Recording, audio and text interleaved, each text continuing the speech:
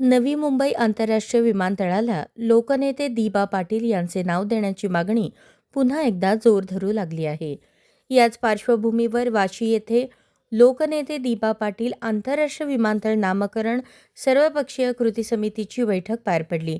या बैठकीसाठी अध्यक्ष दशरथ पाटील, माजी केंद्रीय राज्यमंत्री कपिल पाटील, माजी खासदार रामशेठ ठाकूर, खासदार बाळ्यामामा, संजय पाटील, माजी खासदार संजीव नाईक, माजी नगराध्यक्ष जे.एम. म्हात्रे, दिबांचे सुपुत्र अतुल पाटील, माजी आमदार सुभाष भोईर, माजी उपमहापौर जगदीश गायकवाड यांच्यासह सर्वपक्षीय पदाधिकाऱ्यांची उपस्थिती होती. बैठकीत नवी मुंबईत पहिले विमान उतरताच लोकनेते दिबा पाटील यांच्या नावाची उद्घोषणा व्हावी अशी ठाम भूमिका मांडण्यात आली. सविस्तर चर्चेनंतर निर्णय घेण्यात आला की सर्वपक्षीय कृती समितीच्या वतीने लवकरच मुख्यमंत्री देवेंद्र फडणवीस यांची भेट घेऊन भूमिपुत्रांच्या भावनांची दखल घेत विमानतळाच्या उद्घाटनापूर्वीच दिबा पाटील यांच्या नावाची घोषणा करण्याची विनंती केली जाईल.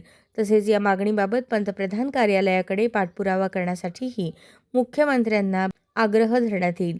मुख्यमंत्र्यांची भेट झाल्यानंतर 8 दिवसांनी समितीची पुन्हा बैठक होणार असून त्यावेळी पुढील धोरणात्मक निर्णय घेतले जातील, असे बैठकीत ठरवण्यात आले.